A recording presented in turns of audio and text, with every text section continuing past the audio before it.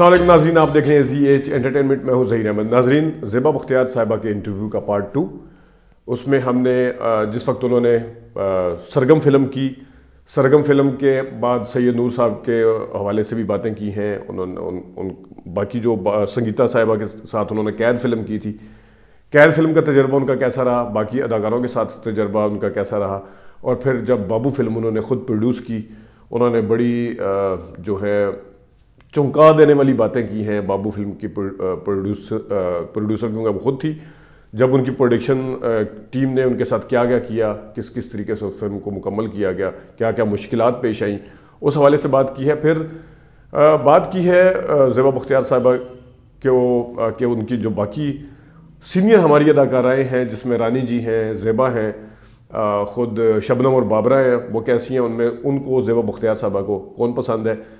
फिर जो मेल अदाकार हैं, शाहिद साहब, नदीम साहब, वहीद मुराद साहब और मोहम्मद अली साहब, उनमें ज़ेबा बख्तियार साहिबा को कौन पसंद है। फिर उनकी शादी का जो तजर्बा था अदनान समी खान के साथ, वो कैसा रहा। भारत की नेशनलिटी उन्होंने ले ली, पाकिस्तान की ख़त्म कर दी, उसके ऊपर वो क्या कहते हैं, और अजान के हवाले से भी कुछ बातें की हैं। आपको ये इंटरव्यू लाजमी पसंद आएगा, पूरा देखिएगा, अपना फीडबैक भी दीजिएगा और वीडियो को लाइक करना ना भूलिएगा। मैं अगर पाकिस्तान जिस वक्त पाकिस्तान में गो के सैयद नूर साहब का बड़ा डिफरेंट स्टाइल था उस टाइम पे, जितने हदायतकार मतलब थे, जब सरगम ऑफर हुई, आपको अजीब सा नहीं लगा कि पाकिस्तान की फिल्म इंडस्ट्री का माहौल कैसा लगा? कुछ अजीब लगा या अपना अपना लगा, या आप होता ना जहन में बंदा फर्क कर रहा होता है, यार वहां तो ये था, यहाँ ये है, वहां इस तरह काम लेते थे, या यहाँ बेहतर है या वहां बेहतर था, कुछ लगा था इस तरह? नहीं, असल में मुझे काफी पाकिस्तानी फिल्में ऑफर हुई थी, और मेरा ये था कि देखिए, किसी माहौल को आप जज नहीं कर सकते। आप अपने आप को सही रखें, आप हर माहौल में सही है ना। आप किसी प्रोफेशन को अच्छा या बुरा कह सकते हैं, क्योंकि आप खुद अगर सही है तो आप हर जगह सही है। मैं इस नतीजे पे पहुंच चुकी थी। लेकिन कई सब्जेक्ट्स मेरे पास आए जो मेरे दिल को नहीं लगे। सरगम की बात थी कि रियाजुर रहमान सागर साहब थे, और जन्नत नसीब करे, बहुत ही टैलेंटेड थे। सागर साहब थे, और नजमो जमान, अल्लाह उन्हें, वो सरगम में साथ थे आपके। वो मेरे एक्चुअली बेस्ट फ्रेंड थे मीडिया में। शुरू से मेरे दोस्त थे। तो सरगम नजम ने मुझे इतना कहा कि तुम्हें बस करनी है फिल्म। उन दिनों में क्योंकि मैं इंडिया में काम कर रही थी, तब के जो उन्होंने कहा बैन करो इसको, ये करो वो, मैं क्या, नजम ने और सागर साहब ने मुझे कहा कि तुमने करनी करे। ये जब स्क्रिप्ट आया तो ये मुनासिब स्क्रिप्ट था। बाकी मतलब कमर्शियल टाइप की फिल्म करने में मुझे कोई वो इंटरेस्ट और फैसिनेशन नहीं थी। जब ये आया था तो वही सागर साहब, मुझे याद है, सागर साहब और नजम के कहने पे मैंने कर लिया। मेन रीजंस वही थे। मैं तब सैयद नूर साहब को इतनी अच्छी तरह जानती नहीं थी। ठीक है। और सैयद नूर साहब ने उसके बाद बहुत ज्यादा फिल्में बनाई। मुझे ये बताएं, आपको उसके बाद सैयद नूर साहब की तरफ से फिल्म ऑफर हुई, या शादी की वजह से या जो भी वजह से आपने मना किया, या ऑफर ही नहीं की उन्होंने दोबारा? नहीं, सैयद नूर साहब से बात हुई थी, बिल्कुल 3-4 बात हुई, बल्कि उनसे ज्यादा तो रुखसाना से बात होती थी। उनको भी अल्लाह उनके दर्जात बुलंद करे। रुखसाना से मेरी बहुत दोस्ती थी, और रुखसाना भी बात करती रहती थी। असल में मैंने भी काम कम कर लिया था।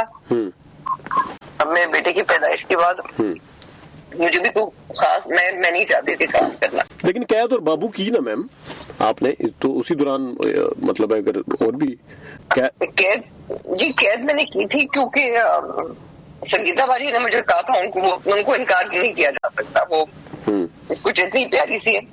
और बाबू मेरा एक, मैं समझती हूँ, बहुत एजुकेशनल तजर्बा था, क्योंकि वो स्क्रिप्ट मैंने लिखी थी, और जिस हिसाब से मैंने लिखी थी उस हिसाब से वो बन नहीं सकी। अच्छा। मैं ये बिल्कुल यहाँ पे खुले उससे कहूंगी कि पाकिस्तान इंडस्ट्री ने उस पर मेरे साथ बहुत ज्यादती की। वो कैसे मैम, थोड़ा सा अगर?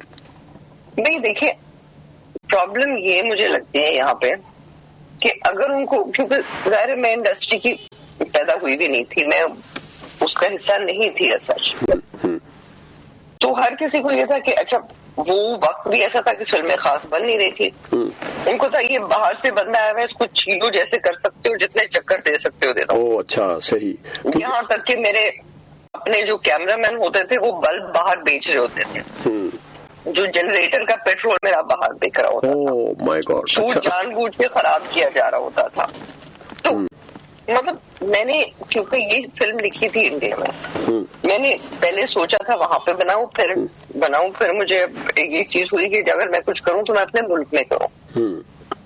ये मतलब मुहिब्बुल वतन होने का मुझे बहुत बड़ी सजा मिली, मैं सिर्फ ये कहूंगी। लेकिन उसमें मेरे जज्बे में फर्क नहीं आया, सिर्फ ये है कि मुझे लोगों की बहुत परेशान हो गई। प्रोडक्शन से उसके बाद तौबा कर ली ना, खुद प्रोड्यूस करने से। नहीं, प्रोड्यूस की बात नहीं है, बात ये है कि एक प्रोजेक्ट में जब आप आते हैं ना, ये बहुत नियत और दिल का काम है। जब आप इसको कारोबार बनाते हैं और इसमें अपने नखरे और मसाइल लेके आते हैं ना, तो ये जाता है। तो क्या फिल्म इंडस्ट्री को आप जब यहाँ पे आई पाकिस्तान में, आपकी तरफ से कोई मसाइल पेश आए, कोई कंप्लेन हुई कि ये वहां से आई है तो नखरे बहुत हैं, इस किस्म का कोई चक्कर? नखरे में थे नहीं। अच्छा, थे नहीं। ये बिल्कुल हो सकता है लोग बोलते होंगे थे। वैसे सुना नहीं, कभी सुना नहीं। बल्कि मैं आपको एक चीज बताऊं, 99 की बात है, मैं कराची था तो वहां पे निगार अखबार है एक, उसके ऑफिस में खलीलुर रहमान ये अपना रियाजुर रहमान सागर साहब ये बैठे हुए थे और बाबू का शूट चल रहा था उस टाइम ना शायद। तो इन्होंने बड़ी, आप पंजाबी पता नहीं आपको समझ में आती है कि नहीं, पंजाबी में उन्होंने, मैं भी वहीं पे क्योंकि इत्तेफाक से बैठा हुआ था, मैं किसी अपने काम से गया हुआ था, तो वो उनको बता रहे थे कि ज़ेबा जड़ी है ना, देखने बहुत ज्यादा खूबसूरत है कैमरे के मुकाबले, ये तारीफ की थी उन्होंने ना आपकी। तो ये इसका मैं चश्मदीद गवाह हूं, इस वजह से मुझे वो याद भी है सारा कुछ ना। तो ये तो आप भी वैसे ये समझती हैं, क्योंकि मैं पाकिस्तान की काफी सारे इस तरह के चेहरे हैं जो देखने में बंदा कहता है यार ये तो ज्यादा खूबसूरत है स्क्रीन के मुकाबले में, आप ये समझती हैं? देखिए, मैं ये समझती नहीं हूँ, लोगों की मेहरबानी है जो ऐसी कोई बात करते हैं। जी जी। मैं कभी अपने आप को उस तरह नहीं समझती, क्योंकि मेरा उसमें कोई वो कुछ है नहीं। लोगों का रिएक्शन तो सुनाई देता होगा ना जो मिलते होंगे आपसे। ज्यादा इन चीजों पर गौर नहीं करती हूँ। अच्छा, ठीक। अल्लाह का काम है, मेरा काम तो है नहीं। ठीक बिल्कुल। अब मुझे मैम ये बताएं कि पाकिस्तान में आपने भी काम किया, जाहिर है जो पाकिस्तान फिल्म इंडस्ट्री के बहुत ज्यादा लोग हैं, जिसमें संतोष दर्पण से अगर आप शुरू करें, लेकिन हमारी जो फिल्म इंडस्ट्री में ज्यादा नाम आता है, जो ज्यादा चॉकलेटी हीरो या खूबसूरत समझे जाते हैं, उनमें नदीम साहब है। उनके साथ तो खैर आपने काम भी किया, लेकिन उस जरा लेटर एज में किया, उनकी लेटर एज थी। आपको वैसे अगर मैं पूछ पाऊं कि मोहम्मद अली, वहीद मुराद, नदीम शाहिद, आपकी चॉइस क्या होगी? वहीद मुराद। और एक वजह ये है कि बचपन से मेरी जो बड़ी बहन है वो और उनके दोस्त है वहीद मुराद साहब की फिल्में देखती थी। अच्छा। और वो जो रोमांस वहीद मुराद साहब में था, जो स्टाइल था, हर किसी का अपना अपना अंदाज था। मोहम्मद अली साहब का भी डिफरेंट स्टाइल था, नदीम साहब का डिफरेंट था, शाहिद साहब का डिफरेंट, लेकिन जो वहीद मुराद का एक खास स्टाइल, वो कुछ और ही बात थी। अच्छा, सही बिल्कुल। और मैम तो बिल्कुल आखिर में एक दोस्त क्वेश्चन है, शबनम, बाबरा या रानी, पाकिस्तान की फिल्में आपने देखी होंगी कि नहीं? मैं अदाकारी के लिहाज से आपको कौन अच्छी लगती है? बल्कि ज़ेबा का भी शामिल कर लें, आपकी सरनामी भी है ज़ेबा, क्योंकि ज़ेबा का भी एक नाम है। तो ज़ेबा जी, शबनम, बाबरा, चले रानी को थोड़ा सा माइनस कर देते हैं थोड़ी देर के लिए। नहीं, देखिए, रानी बहुत हसीन थी। हाँ, रानी को देख के मजा आता था क्योंकि वो हसीन बहुत थी। ठीक है। और शबनम ने अपनी तरह की फिल्में की है। बाबरा बहुत क्यूट थी, मतलब उन पे वैसी वो दिल खींचती थी। वर्सटाइल कह सकते हैं बाबरा को एज कम्पेयर टू अदर्स। बिल्कुल वर्सटाइल कह सकते, लेकिन उनको देख के एक प्यारापन था उनका। सही। और ज़ेबा हमेशा सीरियस रही, लेकिन बहुत अच्छी फिल्में की उन्होंने, ज़ेबा साहबा ने। तो सबों में अपनी इंडिविजुअल स्टाइल था और अच्छे एक्ट्रेस बहुत सारे थे। ठीक। अच्छा मैम, थोड़ा सा जाती सा सवाल है, अदनान के साथ शादी का तजुर्बा तल्ख रहा, कैसा रहा? देखिए, तजुर्बा जैसा भी रहा, मेरी जिंदगी में जो सबसे हसीन चीज है मेरा बेटा है। एग्जैक्टली। जो सबसे हसीन रिश्ता है, जो मेरी सबसे ज्यादा मानी रखता है, और वो शादी का नतीजा है। हाँ। तो मैं उसको बुरा नहीं कह सकती हूँ, क्योंकि अगर वो ना होता तो मेरा बेटा ना होता। मेरी एक मतलब है, क्योंकि आज इत्तेफाक से मैं अजान का एक स्टेटमेंट पढ़ रहा था। उन्होंने लिखा कि मैं अपने फादर के लिए लड़ूंगा जिस हद तक भी जाके। मैं आपकी जाती राय में उन्हें छोड़नी चाहिए थी पाकिस्तान की नेशनैलिटी? देखिए, हमारे नजरियात में बहुत ज्यादा फर्क था, इसलिए शादी नहीं चली। मेरा बिल्कुल ख्याल नहीं है। ये बात है ना कि देखिए, अपनी जमीन अपनी जड़ें होती है, अपनी माँ होती है। अपनी माँ को जो छोड़ सकता है वो किसी को भी छोड़ सकता है। सही। मतलब हमारे बेसिक नजरियात में बहुत डिफरेंस था। यही इख्तिलाफात की वजह से शादी नहीं चली। अच्छा। और कोई भी बात नहीं है। वो मतलब वो भी अच्छे इंसान है अपनी जगह, लेकिन हर किसी के अपने फैसले होते हैं। और मैं तो खैर कभी भी ऐसे नहीं, मतलब हालांकि मैंने काम किया और मैंने जिस तरीके के इंडिया में काम किया, मेरे लिए कोई मुश्किल नहीं थी। लेकिन मेरे पास 2 दिन का गैप आता था शूटिंग में, मैं वापस पाकिस्तान भागती थी, सब मुझसे बेजार थे। अच्छा, सही। इसका कुछ पता नहीं है, वापस नहीं आएगी। लेकिन एक होम सिकनेस कहीं एक चीज है कि अपनी जगह अपनी होती है। सही, बिल्कुल। आखिरी क्वेश्चन मैम के इंडिया में कोई ऐसा हीरो जो जिसके साथ आपकी ख्वाहिश थी कि मैं काम करूं? इंडिया में? जी, इंडिया में। देखिए, जिस वक्त मैं काम कर रही थी, मैंने ऋषि कपूर के साथ काम किया। तो आपने जैकी श्रॉफ के साथ भी काम किया? बिल्कुल, जैकी के साथ भी काम किया। देखिए, ऋषि के साथ 10 मिनट भी गुजारना ऐसा था ना जैसे कि इंस्टीट्यूशन में है। अच्छा। क्योंकि इतना प्रोफेशनल और इतना एजुकेटेड अपने प्रोफेशन में एक्टर बहुत कम है। बिल्कुल। तो ऋषि कपूर के साथ काम करने का वो बहुत बड़ा प्रिविलेज था।